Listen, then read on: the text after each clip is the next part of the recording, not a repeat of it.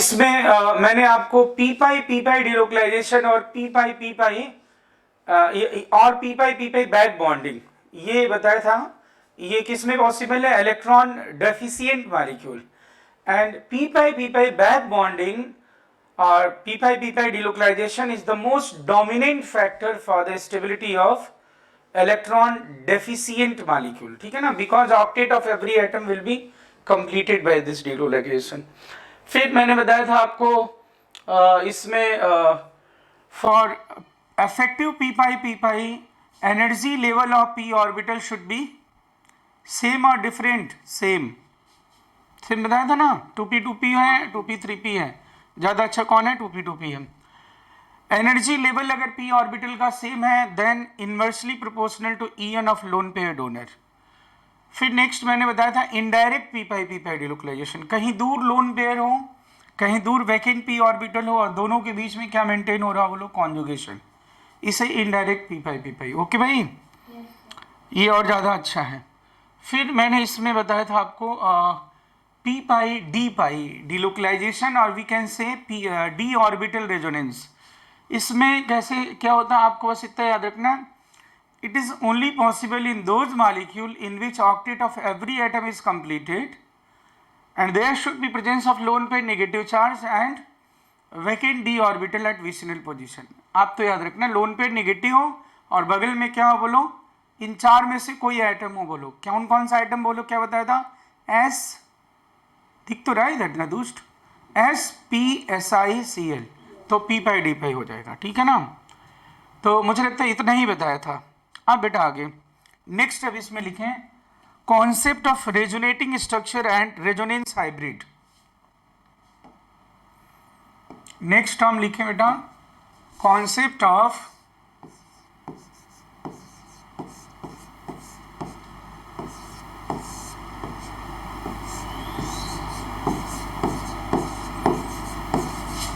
Resonating structure and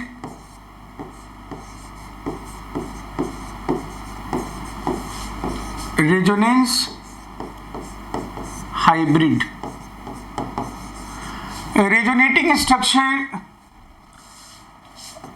और canonical structure भी बोलते हैं इसे ना, रेजोनेटिंग स्ट्रक्चर और क्रिश बोलो कैनोनिकल स्ट्रक्चर भी बोलते हैं इसे। तो ये इसका कॉन्सेप्ट कैसे है देखो। तो बच्चों मॉलिक्यूल की सर्टेन प्रॉपर्टीज को हम क्या कर सकते हैं बोलो, लैब में या एक्सपेरिमेंटली हम क्या कर सकते हैं बोलो, मेजर कर सकते हैं। जैसे उसका किसी भी मॉलिक्यूल की डेंसिटी हो, किसी भी मॉलिक्यूल का हीट ऑफ कंबशन हो, या फिर उसका किसी कंपाउंड का डेंसिटी हो, रिफ्रैक्टिव इंडेक्स हो, सरफेस टेंशन हो, मेल्टिंग पॉइंट, बॉइलिंग पॉइंट, ये सारे हम क्या कर सकते हैं बोलो, हम एक्सपेरिमेंटली मेजर कर सकते हैं। ठीक है ना, इंस्ट्रूमेंट से मेजर किया जा सकता है। बॉन्ड लेंथ है, बॉन्ड लेंथ भी मेजर कर सकते हैं। तो ये है बेंजीन मॉलिक्यूल। अब इसमें बेंजीन मॉलिक्यूल में जो बॉन्ड अभी आपको दिख रहा है, ये स्ट्रक्चर देख करके आपको क्या दिख रहा है बोलो? सिंगल बॉन्ड भी दिख रहा है और डबल बॉन्ड ना बोलो। 1 2 डबल है और 2 3 सिंगल है। यस या नो? अरे डबल सिंगल दिख रहा है ना ये बेंजीन मॉलिक्यूल जो। अब इस मॉलिक्यूल को देख करके आप क्या एक्सपेक्ट करोगे? Single bond, double bond, triple bond. सबसे बड़ा कौन सा? सिंगल बॉन्ड, उससे छोटा डबल, और सबसे छोटा क्या होता है? ट्रिपल बॉन्ड होता है ना। तो अब इसमें सभी बॉन्ड लेंथ देख के तो ऐसा लग रहा है कि डिफरेंट है भाई, अलग अलग है ये। लेकिन अब अगर इंस्ट्रूमेंट से जब इसको मेजर किया गया कि कार्बन कार्बन जो इसमें बॉन्ड लेंथ है वो क्या है, तो जो रिजल्ट अपने को मिला वो रिजल्ट मिला कि all CC bond length, all carbon carbon bond length in benzene are equal.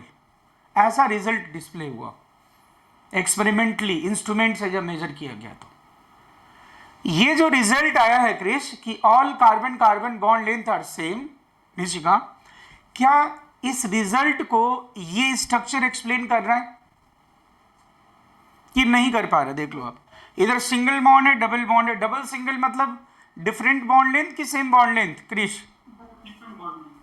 ओ, इसका मतलब ये स्ट्रक्चर। तो फिर ये सोचा गया कि भाई ऐसा है, ये जो मॉलिक्यूल है ना, ये आप बोलो जरा, ये जो स्ट्रक्चर मैंने बनाया है, ये स्ट्रक्चर क्या उस रिजल्ट को एक्सप्लेन कर पा रहा है? ये देखो ना, ये जो स्ट्रक्चर बना हुआ है डबल बॉन्ड, नहीं कर पा रहा है क्योंकि सिंगल डबल बॉन्ड लेंथ है। तो सोचा गया कि ये मॉलिक्यूल जो है ना, इन दोनों फॉर्म में एग्जिस्ट करता है, और ये जो पाई बॉन्ड है, ये बैठा हुआ नहीं है, ये क्या कर रहा है बोलो, ये बेसिकली डीलोकेलाइज्ड हो रहा है, ये रे ऐसा, ये दोनों फॉर्म में। और जो रियली मॉलिक्यूल है जिसे हम आप टच कर सकते हैं, वो मॉलिक्यूल क्या है बोलो, ये है। लेकिन हम ये तो तभी बना सकते हैं जब ये पाई बैठा ना हो, घूमी घूमी कर रहा हो, और ये पाई का घूमी घूमी ही रेजोनेंस कहते हैं। यानी आपको पता चल रहा है कि रेजोनेंस का या रेजोनेटिंग स्ट्रक्चर का कॉन्सेप्ट कब आया, क्यों सोचा हमने, हमें कब रिक्वायरमेंट, कब हमें नेसेसिटी महसूस हुई कि रेजोनेंस को टर्म की कब हमें रिक्वायरमेंट महसूस हुई? तब जब किसी भी मॉलिक्यूल के सिंगल स्ट्रक्चर से उसके सारे प्रॉपर्टीज को एक्सप्लेन नहीं किया जा सका। मैं क्या कह रहा हूं पता चल रहा है आपको? कोई भी कंपाउंड या कोई भी मॉलिक्यूल जो है, उसके सारी प्रॉपर्टीज जो हैं, उसको उसके सिंगल स्ट्रक्चर से एक्सप्लेन नहीं किया जा सका। तब जरूरत पड़ेगी, अच्छा ये मॉलिक्यूल जो ऐसी प्रॉपर्टी शो कर रहा है, वो इसलिए शो कर रहा है क्योंकि इसका जो स्ट्रक्चर हम देख रहे हैं वही नहीं है, इसके कुछ और स्ट्रक्चर्स भी हैं, और वो कुछ और स्ट्रक्चर्स रेजोनेटिंग स्ट्रक्चर कहलाए, और जो ये फिनोमेना है वो रेजोनेंस कहलाया। Are you getting? बोलो भाई, मैं जो कह रहा हूं बात। क्रिश बोलो बेटा। अब मैं मतलब कह रहा हूं, कोई भी कंपाउंड है, उसकी हमने एक्स मेल्टिंग पॉइंट, बॉइलिंग पॉइंट, या bond length, heat of combustion, heat of hydrogenation, whatever, इतनी सारी प्रॉपर्टी। जैसे हम ब्लड का सीबीसी कराते हैं तो उसमें बहुत सारे पैरामीटर्स होते हैं ना, ऐसा देखते हैं ये। अब फिर देख लिया भाई, देख के तो बड़ा हेल्दी लग रहा है आदमी, मतलब हेल्थ मतलब ठीक है। अब फिर दिख रहा है कि शुगर कुछ और आ रहा है, क्रिटेनिन कुछ और आ रहा है, लिपिड प्रोफाइल इधर जा रहा है, बहुत अलग अलग आ रहा है। तो देख लगेगा अच्छा ये तो व्यक्ति ऐसा दिख रहा है, इसको तो बड़ा हेल्दी दिख रहा है, इसको तो ऐसा होना चाहिए, पैरामीटर्स तो सारे इधर उधर आ रहे हैं। इसका मतलब ये इसका जो लाइफ स्टाइल है, ये लाइफ स्टाइल में कुछ ना कुछ जैसा दिख रहा है कि नहीं, ये लाइफ स्टाइल बहुत अच्छे से होगी, हाँ ठीक है, हाँ अच्छा है, ऐसा नहीं होगा, क्योंकि रिजल्ट ऐसा इशारा नहीं कर रहा है। मेरी बात समझ रहे हो क्या? तो मैं वो रिजल्ट देख के सोचूंगा अच्छा इसका मतलब खूब मीठा खा रहे हो, ठीक है, केवल बैठे रहते हो, तैरते भी नहीं हो, दुष्ट। नहीं समझे मैं क्या कह रहा हूं? रिजल्ट के बेसिस पे, यानी उसके एक स्ट्रक्चर को देख करके वो सारी प्रॉपर्टीज जो मिली हैं उनको एक्सप्लेन नहीं कर सका, तो हमने सोचा कि अच्छा इसके और भी स्ट्रक्चर्स होंगे। यस या नो? निष्का बोलो। तो फिर रेजोनेंस का कॉन्सेप्ट आया, और ये जो रियल मॉलिक्यूल है उसे हमने, जिसे मैं टच कर सकता हूं, जिसे हम आइसोलेट कर सकते हैं, जिसे मैं टेस्ट ट्यूब में ला दूंगा, ये मैं लेके आया, तो क्या होगा? That will be the resonance hybrid. Nishka बोलो ये क्या है बेटा? क्रिश बोलो ये क्या है? It is resonance hybrid. और ये जो हमने सोचा कि ये मॉलिक्यूल जैसा दिख रहा है, जैसा हम सोच रहे केवल यही नहीं और भी फॉर्म में एग्जिस्ट करता है, वही स्ट्रक्चर इसका कैनोनिकल स्ट्रक्चर, या फिर मैं क्या लिख रहा था यहाँ पे, रेजोनेटिंग स्ट्रक्चर, एक ही बात, रेजोनेटिंग स्ट्रक्चर। ये रेजोनेटिंग स्ट्रक्चर है और ये रेजोनेंस हाइब्रिड है। क्या आपको पता चला how does concept of resonance came? बोलो। किसी भी कंपाउंड के एक स्ट्रक्चर से उसके सारी प्रॉपर्टीज को एक्सप्लेन नहीं किया जा सका, तो फिर हमने सोचा कि ये मॉलिक्यूल डिफरेंट फॉर्म्स में एग्जिस्ट करता होगा, इसलिए हम इसकी प्रॉपर्टी को ऐसा पा रहे हैं। जैसे एक एग्जांपल और इलॉजिकल दूंगा, मैं कहूंगा कि कोई बच्चा क्लास में बैठा बहुत शांत रहता है, ऐसा बैठा बैठा रहता है, मतलब कुछ आंसर नहीं देता, बैठा रहता है, ऐसा बहुत ज्यादा बोलता नहीं है। मैंने ऐसे कई बच्चे ऑब्जर्व किए। अब उसके बाद फिर रिजल्ट आया तो बड़ा अच्छा आ गया रिजल्ट तो उसका। इसका मतलब क्या होगा बताओ? जो सारी क्लास उस बच्चे को जिस रूप में देख रही थी, उसका यही रूप है कि इसका एक और रूप है, सेल्फ स्टडी करता होगा घर पे, सेल्फ स्टडी करता होगा तभी सही। नहीं तो मैं सोचा ये तो क्या बैठा रहा तो कुछ आंसर भी नहीं था, ऐसे ऐसे कर रहा है।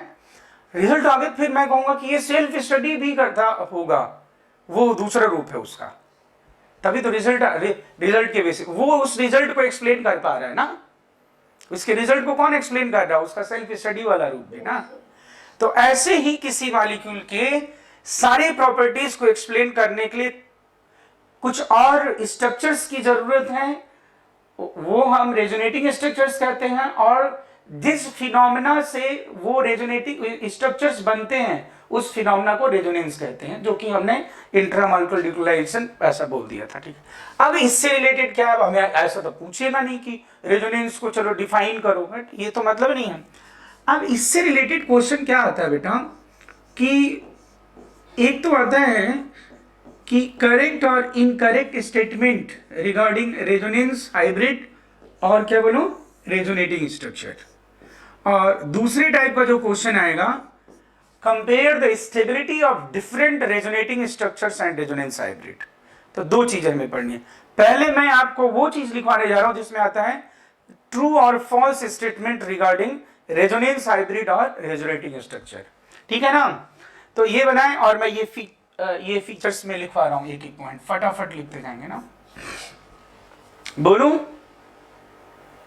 Yes sir. बोलो। तो बेटा इसमें कौन आपको हाइपोथेटिकल लग रहा है? बोलो। Resonance structure. हाँ, रेजोनेटिंग स्ट्रक्चर क्या है? बोलो। They are hypothetical and resonance hybrid is real.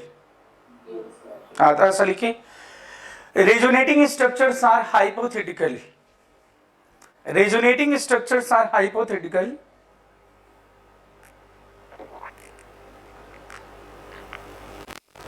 while resonance hybrid is real.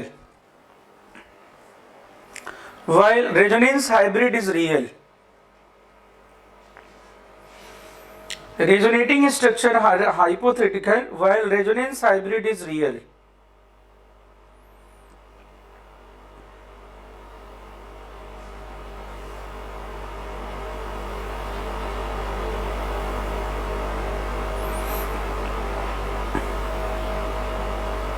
Yes sir.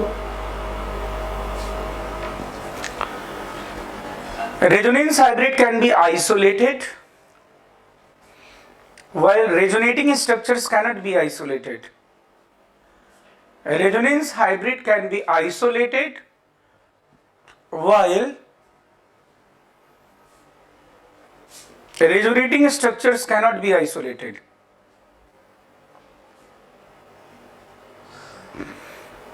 Resonance hybrid can be isolated. हाँ, कैन बी आइसोलेटेड। जो रियल होगा वही आइसोलेट हो सकता है, जो काल्पनिक है वो आइसोलेट कैसे होगा? Yes sir. लिख लिया? Yes sir. Energy content of different resonating structure. Energy content of, energy simple बोलो या एनर्जी कंटेंट एक ही बात है।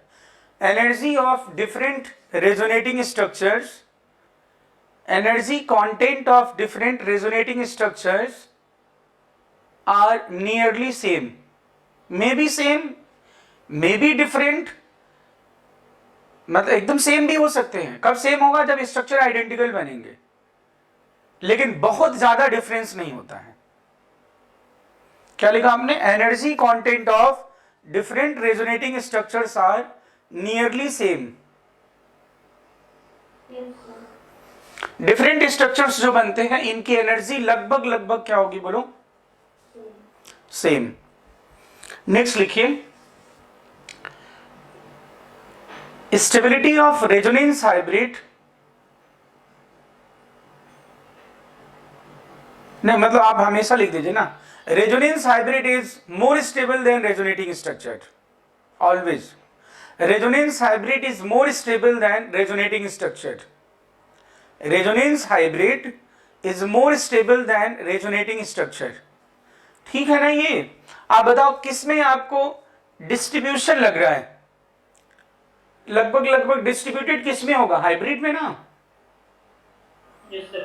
इलेक्ट्रॉन्स का, या फिर मैं अभी तो ये चार्ज नहीं बनाया और किसी में चार्ज का डिस्ट्रीब्यूशन, जो भी आप हाइब्रिड बनाते हो तो हाइब्रिड में ही तो आप क्या करते हो बोलो? हाइब्रिड में कैसे बताऊं तुम्हें? हाइब्रिड बताया था ना ये ऐसे, अरे दुष्टों ये कहाँ गया? अच्छा इसमें नहीं बताया था, ये दिस इज हाइब्रिड ना। अरे हाइब्रिड का मतलब यही है ना जिसमें ची ची ची ची ऐसे डॉटेड लाइन और ये डिस्ट्रीब्यूटेड दिखाते हो। तो hybrid is always more stable then resonating structure, क्योंकि इसमें डिस्ट्रीब्यूशन होगा। अब बेटा नेक्स्ट लिखिएगा, number of paired and unpaired electrons, number of paired and unpaired electrons in different resonating structures are same. Number of paired and unpaired electrons, number of paired and unpaired electrons in different resonating structures, number of paired and unpaired electrons in different resonating structures are same.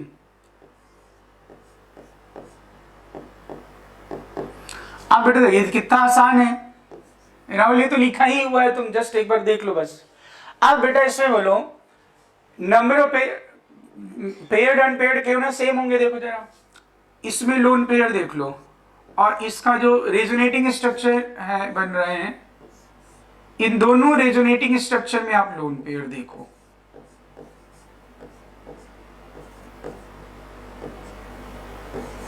Sir वो condition भी देखिए, वो stability compare करने के लिए नहीं अभी just वो अभी आने वाला है ना, अभी जस्ट ओके सर। अभी concept of resonating structure, resonance hybrid ये लिखा हुआ है तुम्हारा। अब बोलो इस दोनों में लोन पेयर जरा काउंट करना।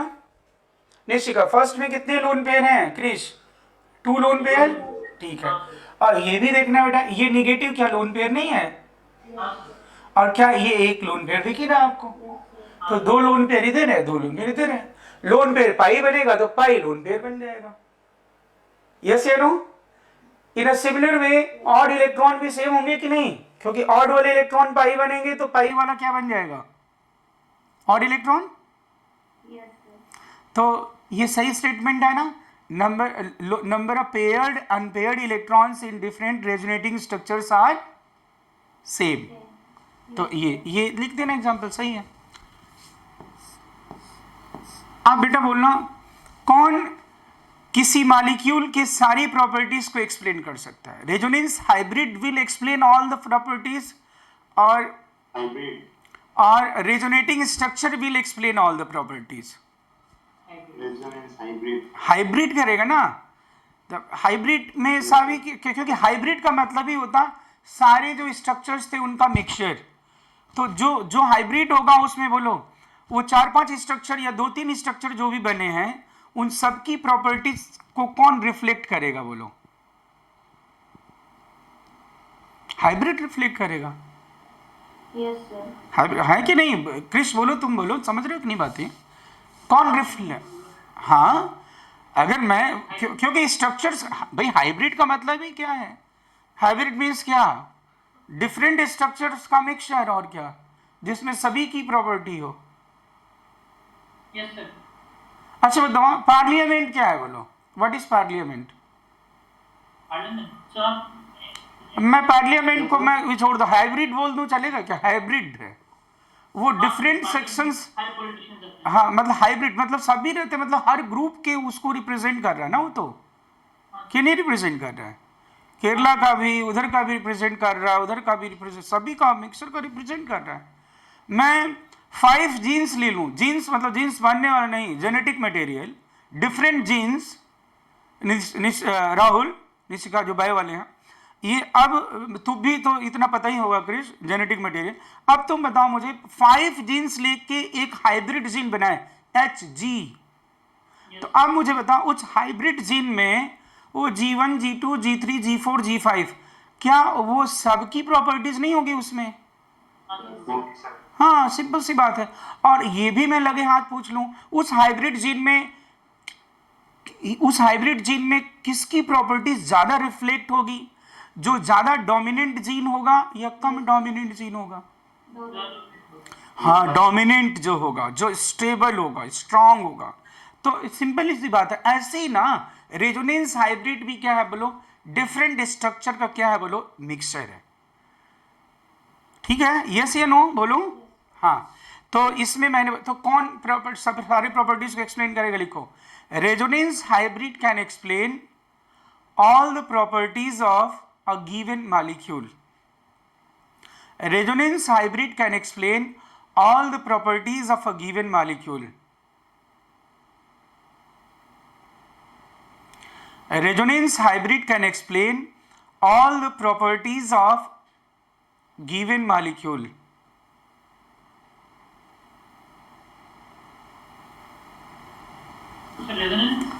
A resonance hybrid can explain all the properties of a given molecule.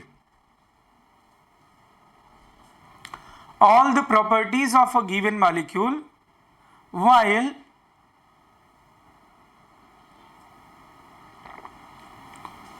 Resonating structure क्या करेगा बेटा? एक भी प्रॉपर्टी को नहीं एक्सप्लेन करेगा या कुछ प्रॉपर्टीज को एक्सप्लेन करेगा? ऐसे कैसे? किसी प्रॉपर्टी को नहीं एक्सप्लेन करेगा। हाँ, तो फिर अब ऐसा resonance hybrid can explain all the properties of a given molecule while resonating structure can explain some of the properties of given molecule या few properties of given molecule. While resonating structure can explain some properties of a given molecule.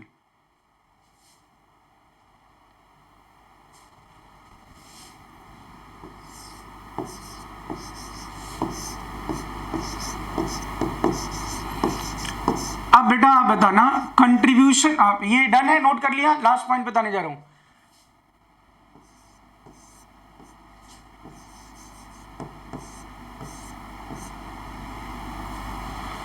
ओ बालकों, Yes, sir. Note कर लिया ना? बोलो। हाँ, अब मैं एक चीज और पूछता हूं, ये स्टेटमेंट सुनना और बोलना कि ये ट्रू, क्योंकि resonance hybrid different resonating structure से मिलके बना होता है, उनका मिक्सचर है ये। तो अगर मैं बोलूं कि मैं स्टेटमेंट एक बोलता हूं, ये ट्रू है कि फॉल्स है बताना। Different resonating structures contribute to resonance hybrid in proportion of their energy. Yes, sir. फिर से सुनिएगा, different resonating structure contribute to resonance hybrid in proportion of their energy. Sir, true होगा। मतलब इसका समझ रहे हो, इसका मतलब क्या हुआ? जो रेजोनेटिंग स्ट्रक्चर जितना ज्यादा स्टेबल होगा, मतलब सॉरी, जितना ज्यादा एनर्जी रखेगा वो रेजोनेंस हाइब्रिड में उतना ज्यादा कंट्रीब्यूशन शो करेगा। तो ये रेजोनेंस हाइब्रिड जो है ना, ये रेजोनेटिंग स्ट्रक्चर का ही मिक्सचर है। ये इसका है, इसका है, इसका भी कंट्रीब्यूशन है इसके बनने में, इसका भी कंट्रीब्यूशन है। अभी तो दोनों, अगर ऑब्वियसली अगर दोनों आइडेंटिकल हैं तो कंट्रीब्यूशन कैसा होगा? आइडेंटिकल होगा। लेकिन मैं कह रहा हूं एनर्जी, आप कह रहे हो निशिका, एनर्जी अगर रेजोनेटिंग स्ट्रक्चर की ज्यादा होगी तो वो क्या होगा? स्टेबल होगा कि अनस्टेबल होगा? Yes, sir. अनस्टेबल होगा तो अनस्टेबल होगा तो कम कौन ज्यादा कंट्रीब्यूट करेगा? कम energy. मोर स्टेबल मोर contribution, less stable less contribution. तो किस प्रोपोर्शन में? अपने एनर्जी के प्रोपोर्शन में नहीं कंट्रीब्यूट करते हैं, अपने स्टेबिलिटी की प्रोपोर्शन में कंट्रीब्यूट करते हैं। तो आप ऐसा लिखें, different resonating structures contribute to different resonating structures contribute to resonance hybrid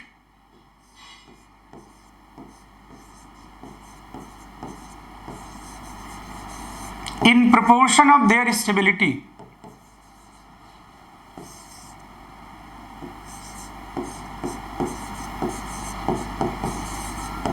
In proportion of their stability.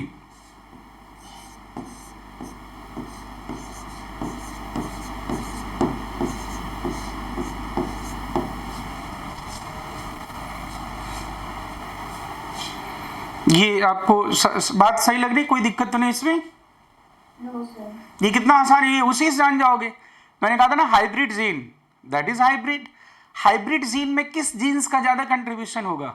More dominant gene, मतलब मोर स्टेबल जीन्स।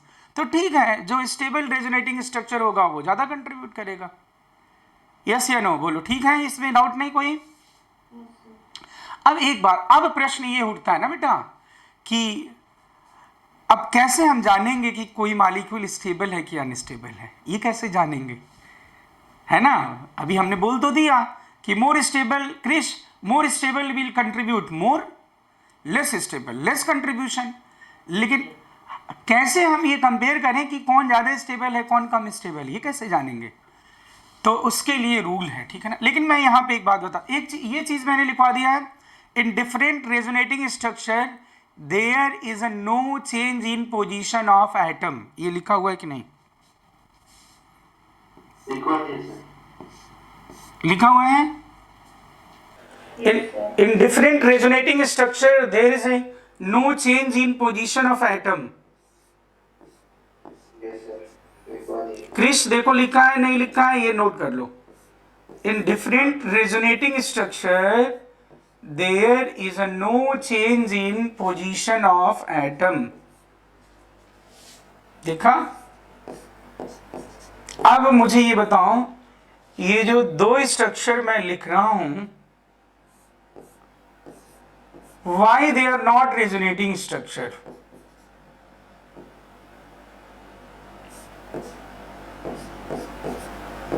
अब बोलो, ए और बी दो स्ट्रक्चर जो बनाए हुए हैं इसका, why they are not resonating structure? Position of atom will be changed. Are not resonating structure. तो बोलो क्या बताओगे? बोलो। चेंज हो रही है इसमें।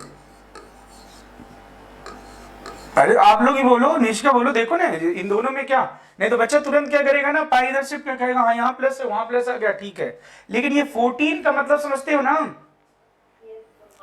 अरे कार्बन आइसोटोप, इसमें देखो कार्बन 14 बीच में है और उसमें किनारे है। क्या रेजोनेंस में, रेजोनेटिंग स्ट्रक्चर्स में एटम भी घूमी घूमी करते हैं? एटम भी इधर उधर पोजीशन चेंज करते हैं क्या?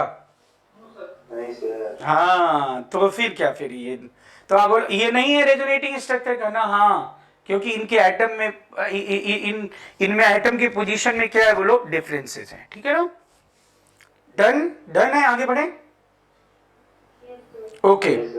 अब बेटा आप लिखोगे rules in order to compare, rules to compare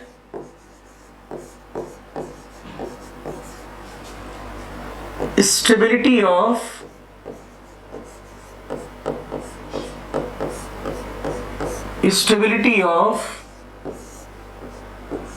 a resonating structure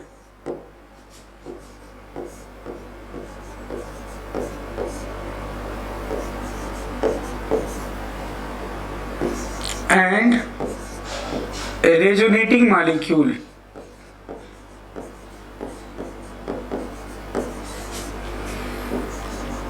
इसमें दो तरह के रूल्स बता रहे हैं आपको। क्या क्या बोलो? इसमें दो तरह के रूल्स, सुनना मेरी बात। एक तो एक ही मॉलिक्यूल के डिफरेंट स्ट्रक्चर्स, ठीक है ना, which will be more stable, ऐसा पढ़ेंगे एक तो। और एक मैं बताऊंगा, एक मॉलिक्यूल ए है, एक मॉलिक्यूल बी है, सी है, डी है, डिफरेंट डिफरेंट मॉलिक्यूल है, सब में रेजोनेंस पॉसिबल है। अब इनकी स्टेबिलिटी कैसे कंपेयर करोगे? क्या मेरी बात आप समझ पा रहे हैं कि नहीं? क्रिस इज अ मॉलिक्यूल और वो एग्जिस्ट करता है, क्रिस 1, क्रिस 2, क्रिस 3, इसकी स्टेबिलिटी कंपेयर करनी है। और 4 मॉलिक्यूल है, 5 मॉलिक्यूल है, निशिका, क्रिस, राहुल, एसएस, और सब में रेजोनेंस पॉसिबल है, इनकी स्टेबिलिटी कैसे कंपेयर किया जाए? तो 2 तरह की बातें होंगी इसमें। तो मेनली तो हम लोग 4 जो रूल पढ़ेंगे वो तो क्या है बोलो, रेजोनेटिंग स्ट्रक्चर्स के लिए ही है, इसलिए टेंशन ही नहीं लेना। एक ही रूल किसके लिए है बोलो, वो दुष्ट या रेजोनेटिंग मॉलिक्यूल के लिए।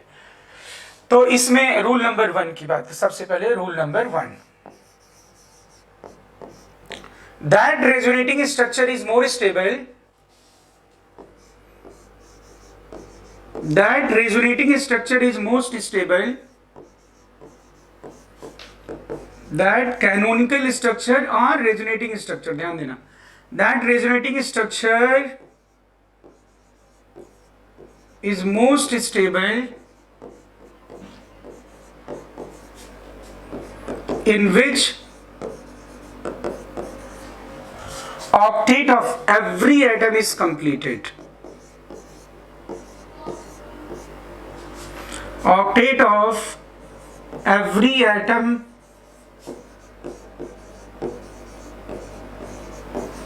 are completed. और ब्रैकेट में लिख देना मोस्ट डोमिनेंट रूल, मोस्ट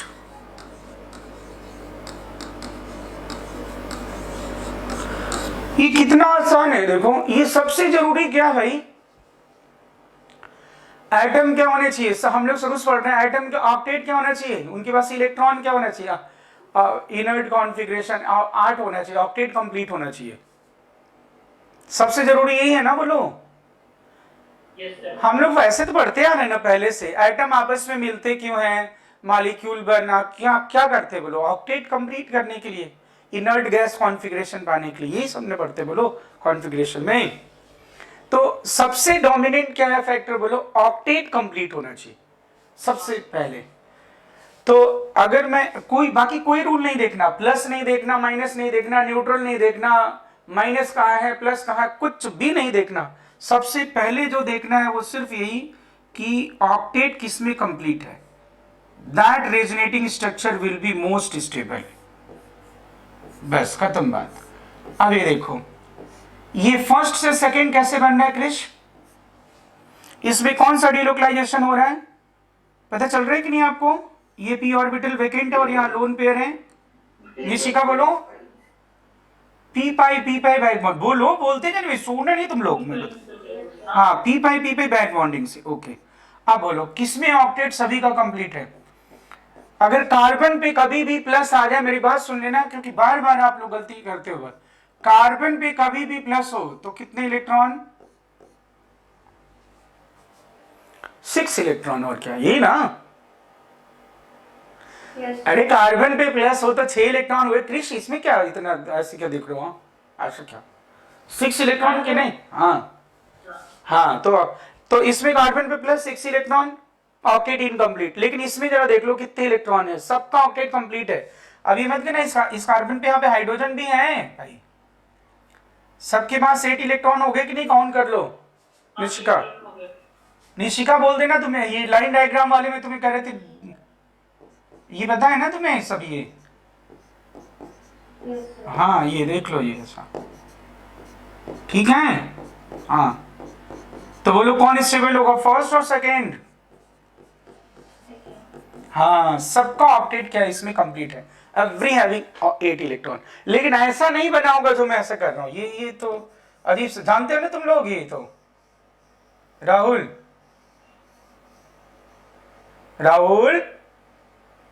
दुष्ट, अब देखो कहीं खाने चला गया होगा। हाँ क्रिश, जी सर। हाँ ठीक है ना ये? हाँ सर। हाँ ओके, तो फर्स्ट रूल समझ गए। सबसे पहले हम देखेंगे ऑक्टेट कंप्लीट होना चाहिए, डन है ये, नोट कर लिया? Yes, sir. Okay done. Rule number 2, फिर मैं क्वेश्चन पूछता हूं अभी। Rule number 2, that resonating structure will be most stable. अब ये रूल नंबर 2 कब हम अप्लाई करेंगे बेटा? जब रूल नंबर 1 फुलफिल नहीं हो रहा हो, है ना। Rule number 2, that resonating structure will be most stable, that resonating structure will be most stable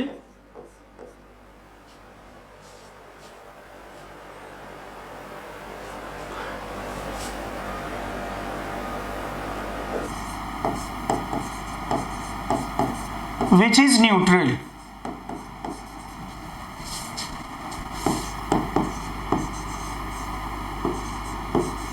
मतलब मुझे ऐसा नहीं बोलना चाहिए था, मुझे ऐसा बोलना चाहिए, लिख दिया नहीं इतना, मैं बोल रहा हूँ सुन नहीं, इसी को लिख दीजिए। और neutral resonating structure is more stable then charged resonating structure.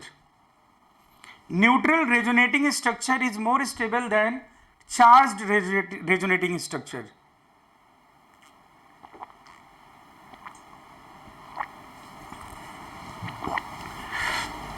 Neutral resonating structure is more stable then charged resonating structure. लिख लिया।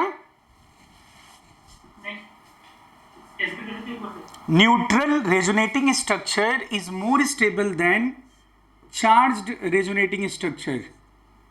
Rahul, yes sir. दुष्ट कहाँ गए थे? यही था सर। उनको मार दूंगा अभी। Neutral resonating structure is more stable then charged resonating structure. अब इसमें देखना जरा न्यूट्रल और चार्ज्ड में, तो ये कब होगा? जब रूल नंबर 1 अप्लाई नहीं हो रहा है। अब ये 2 रेजोनेटिंग स्ट्रक्चर मैंने ड्रॉ किए हुए हैं, देखो CO minus double bond O और ये H प्लस। लोन पेयर अपने मन से काउंट करना होता है, ध्यान रहे, ठीक है।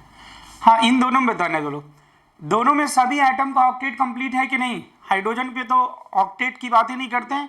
Hydrogen is completing duet 2 electron बस चाहिए उसे, बोलो ठीक है ना। अब बाकी ऑक्सीजन कार्बन पे देख लो, दोनों में 8 इलेक्ट्रॉन है कि नहीं? क्रिश, निशिका बोलो, दोनों में 8 इलेक्ट्रॉन है सबके पास। रूल नंबर 1 अप्लाई नहीं कर सकते। इसमें भी ऑक्टेट कंप्लीट, इसमें भी ऑक्टेट कंप्लीट, सेम कट। अब मैंने जो बोला है ये न्यूट्रल स्ट्रक्चर है और ये क्या है बोलो? चार्ज्ड। अब क्रिश तुम मैथमेटिकली मत सोचना, प्लस माइनस ये भी न्यूट्रल, ऐसा नहीं। न्यूट्रल मतलब यहाँ पे न्यूट्रल मतलब चार्ज है तो न्यूट्रल नहीं है, मतलब चार्ज है मतलब नेट चार्ज हो या नेट चार्ज 0 हो। अगर चार्ज है तो वो कौन सा स्ट्रक्चर होगा? It will be considered as a charged structure. और न्यूट्रल बोले तो कहना, न्यूट्रल बोले तो न्यूट्रल मतलब कहीं कोई चार्ज ही नहीं दिखना चाहिए, ठीक है ना। तो अब ये बोलो कौन सा न्यूट्रल स्ट्रक्चर होगा? ये, तो ये क्या होगा बोलो? More stable. बोलो, अब पूछोगे आप ऐसा क्यों? देख लो भाई, तो कुछ नहीं भाई, देखो न्यूट्रल है दोनों जगह, मतलब कहीं ज्यादा। इसमें इलेक्ट्रॉन, इसमें ऑक्टेट तो सब जगह कंप्लीट है, 8 इलेक्ट्रॉन है। लेकिन अब मुझे बताओ, निगेटिव मीन्स निशिका इलेक्ट्रॉन डेंसिटी ज्यादा कि कम? Negative means electron more electron density और लेसर इलेक्ट्रॉन डेंसिटी है, और positive means lesser electron density. तो अब यहां पे देख लो क्या है, कहीं पे ज्यादा इलेक्ट्रॉन डेंसिटी है, कहीं पे कम, कहीं ज्यादा कहीं कम, कभी कुछ ही कभी कम।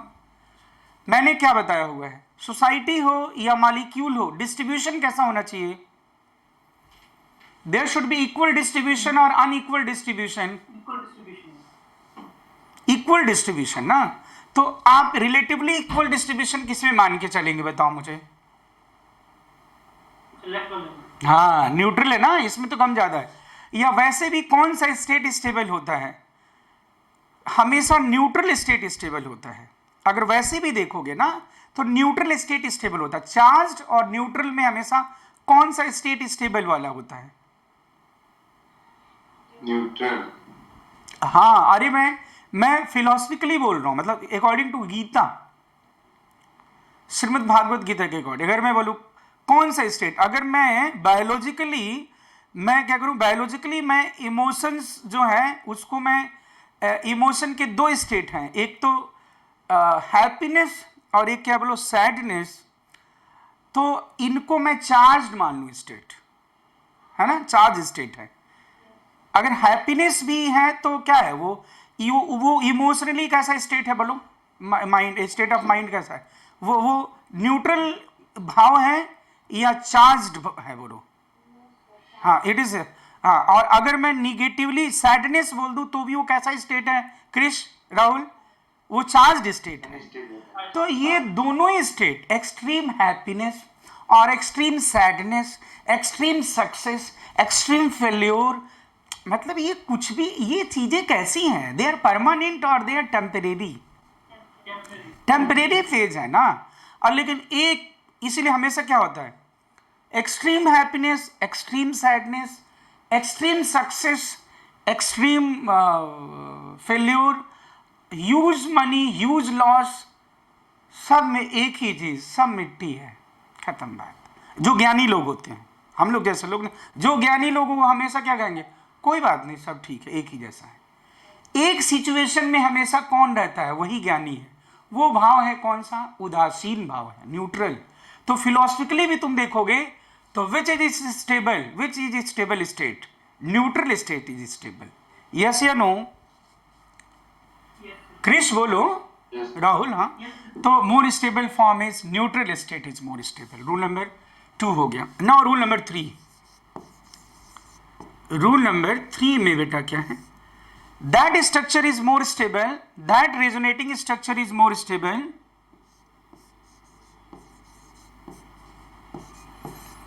that resonating structure is more stable,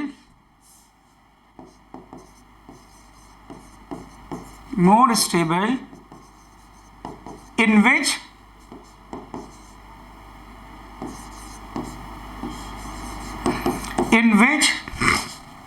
negative charge is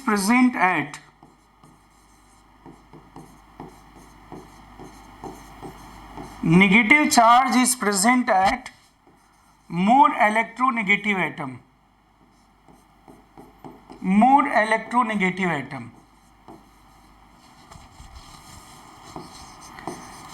and positive charge, if any, bracket में लिख देना, if any, present at less electronegative atom। ये बात समझ रहे हो क्या? ये रूल तब अप्लाई होगा क्रिश जब रूल नंबर 1 और 2 अप्लाई नहीं हो, दोनों में कॉमन हो जाए। रूल नंबर 1 भी अप्लाई नहीं हो रहा है, रूल नंबर 2 भी, दोनों में कॉमन हो गया, तब जाके रूल नंबर 3।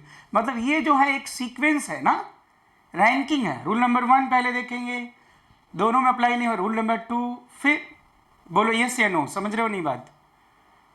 जब ये 1 2 क्या हो जाएंगे दोनों में, क्या बोलते हैं उसको, अरे वो नहीं बोलते, मैच ड्रॉ, मैच ड्रॉ होना नहीं जानते हो दुष्ट। हाँ, ड्रॉ हो जाएगा दोनों में सेम, तब जाके फिर आगे हम बढ़ते जाएंगे।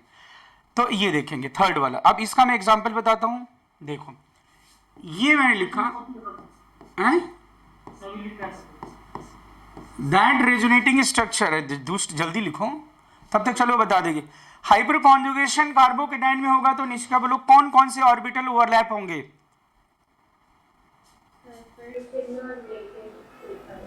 वैकेंट, अनसैचुरेटेड में sigma and pi star. Yes, sigma and pi star. Okay ठीक है, अब ये डन है क्रिश? ओके, अब ये देख लो जरा, ये आप देखो बेटा, ये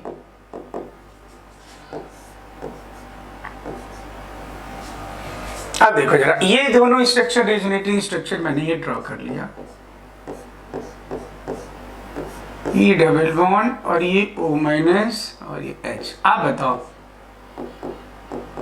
हाँ चलो भाई, ये दोनों स्ट्रक्चर में निशिका रूल नंबर 1 अप्लाई हो सकता है क्या, बोलो?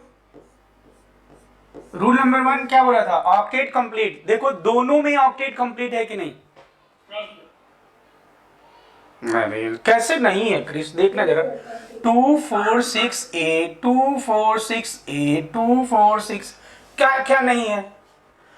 कंप्लीट है ना, तो दोनों में कंप्लीट है, सेम सेम कट कट। अब देखो रूल नंबर 2 क्या था?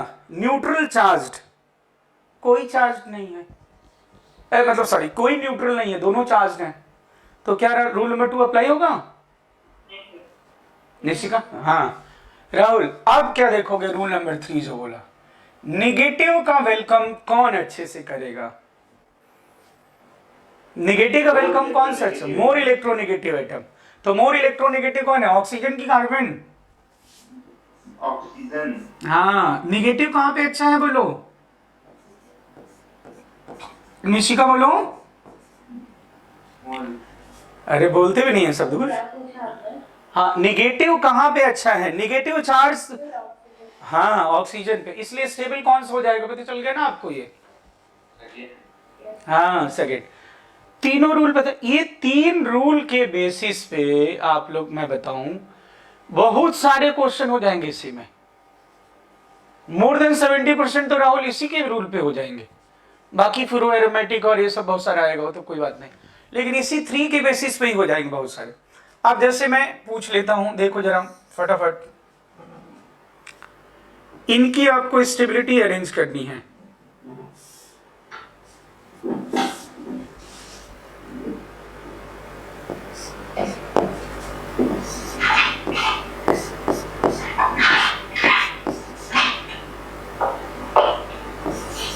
Arrange stability of following resonating structure.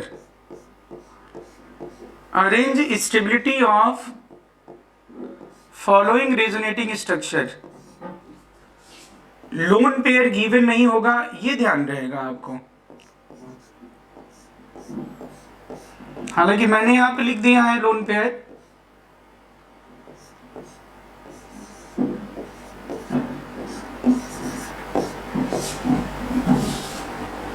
एक और चीज ही कर रहा है,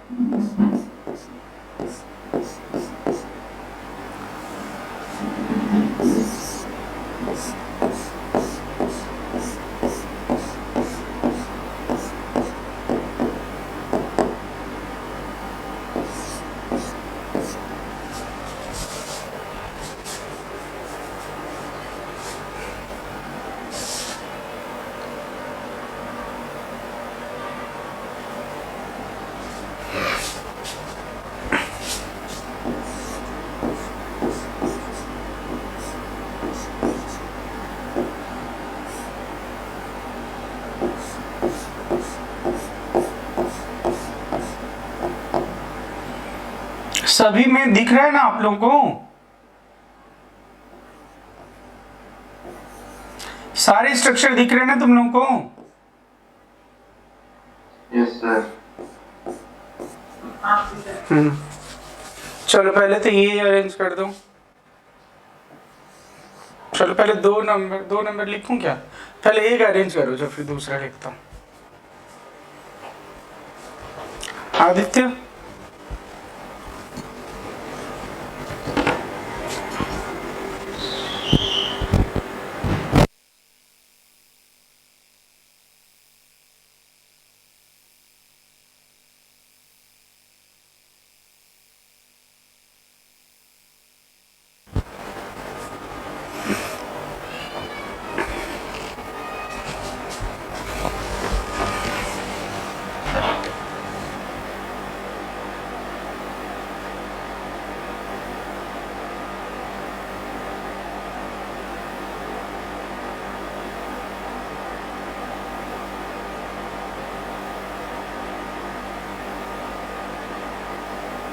डन सर।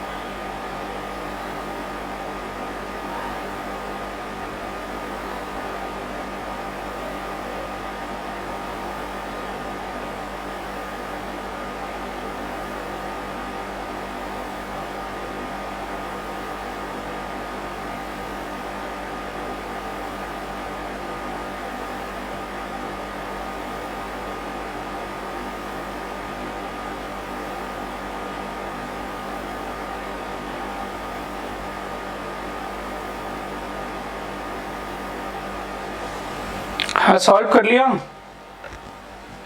Yes sir. नहीं सर, कर रहा हूँ। तो इसमें रूल ही कितने लगने हैं भाई? अच्छा तुमने दिख रहे हैं कि नहीं? है मुझे लग रहा है लास्ट वाला तो दिख ही नहीं रहा स्ट्रक्चर, बता भी नहीं रहे हैं सब दुष्ट, तभी तो मैं पूछ रहा हूँ, तुमको मार दूंगा, दांत टूट जाएगा। तुमने सो रहे हो कि पढ़ रहे हो? मतलब ऐसे स्क्रीन को ज्यादा बड़ा कर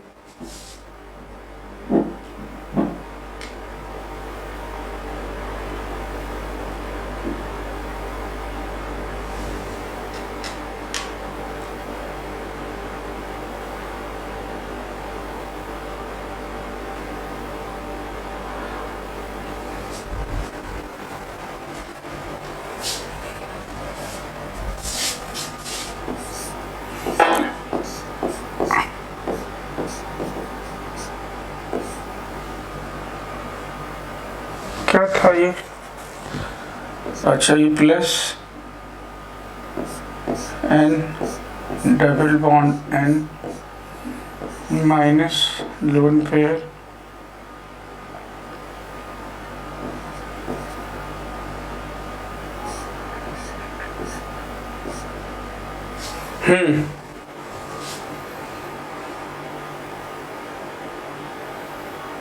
हाँ बोलो जल्दी।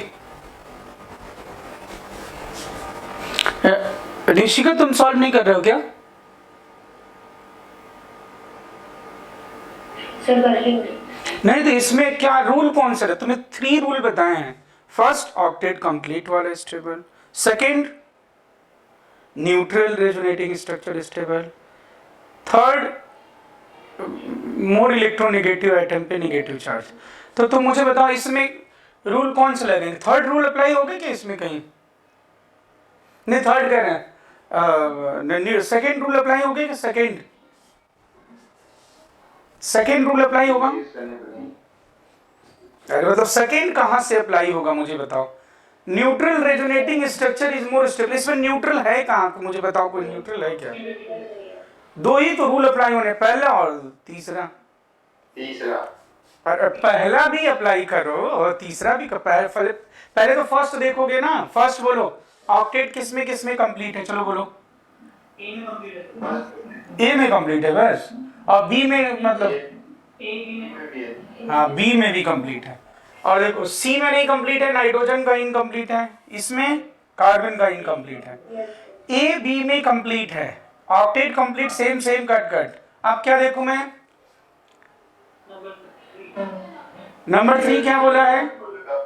Negative charge should be on more electronegative और लेस इलेक्ट्रोनेगेटिव। तो मोर इलेक्ट्रोनेगेटिव कौन सा है? देखो इसमें कार्बन पे माइनस है, इसमें नाइट्रोजन पे माइनस है,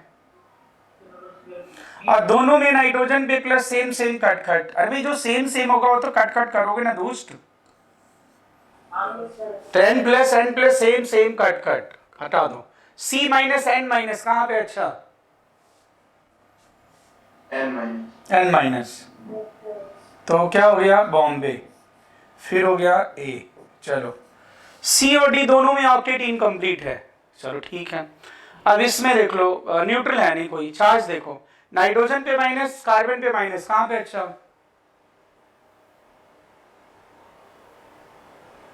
अच्छा ये तो बता दो यार, ये तो नाइट्रोजन पे माइनस और कार्बन पे माइनस कहाँ पे अच्छा है?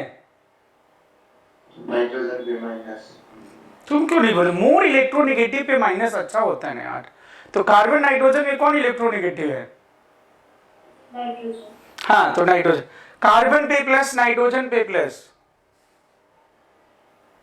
Which is less electronegative? अरे अभी तो सर नाइट्रोजन।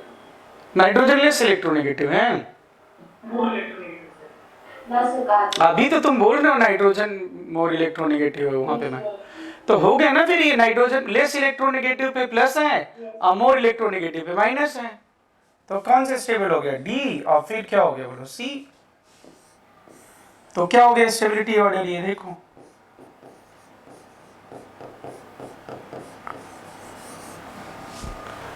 नहीं समझ गए रूल क्या? कितना आसान था, 3 ही तो रूल है। लेकिन अब कार्बन नाइट्रोजन में कैसे नहीं करना? फोन कॉल बता दिया था इलेक्ट्रोनेगेटिविटी का। नेक्स्ट क्वेश्चन पूछ रहा हूं, इसमें आगे बढ़े। Yes sir. क्रिश नोट कर लिया है? Yes, sir. हाँ अब चलो ये कंपेयर करो स्टेबिलिटी।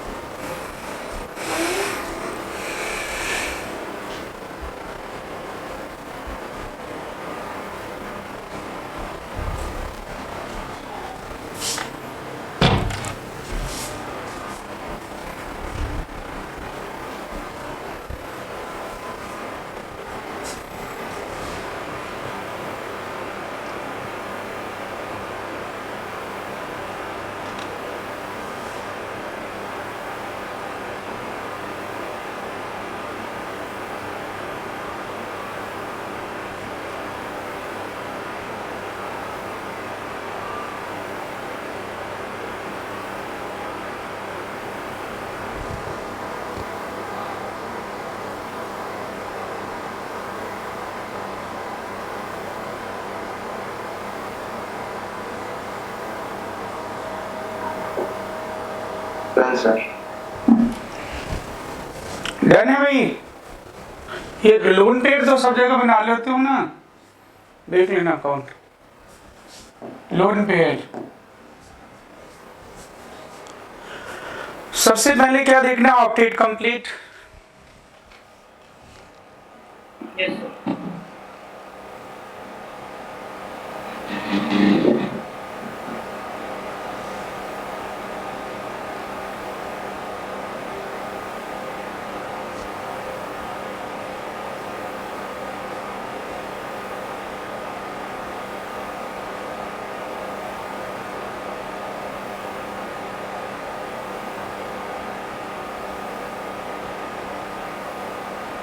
तो ए और डी का ऑपरेट कंप्लीट है क्या?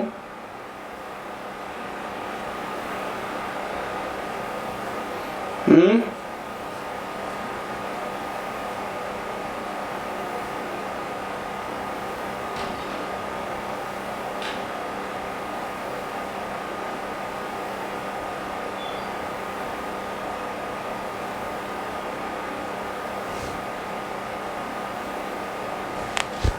बोलो।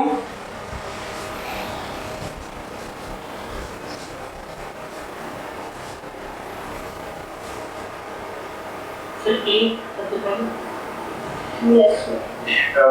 किसमें ऑप्टेड कंप्लीट है पहले मुझे ये बताओ। ए और डी। Yes. ए और डी, एक मिनट मैं इसको एक हाँ, इस सबसे ए में और डी में और बाकी सब में कार्बन का। इसमें देखो बी में क्या है, कार्बन पे 6 इलेक्ट्रॉन है, सी में ऑक्सीजन पे 6 इलेक्ट्रॉन है। Yes. बी और सी को परे करो, ए और डी को देखो तो ए ज्यादा होगा, न्यूट्रल है, और डी चार्ज्ड है। Okay, yes sir. एक ही है, यही क्या, ठीक है। नाउ बी और सी दोनों में ऑप्टेड इनकम्प्लीट है, दोनों न्यूट्रल नहीं है। अब मैं देखूंगा चार्ज कहाँ पे कैसा है, ओ पे माइनस, हाँ बी है, ठीक है, और उसके बाद सी, ठीक है ना। तो बच्चों आज के लिए बस इतना ही, ये 3 रूल, कल पढ़ेंगे बाकी दोनों रूल, ठीक है ना। तो इतना ही, okay, thank you, bye bye.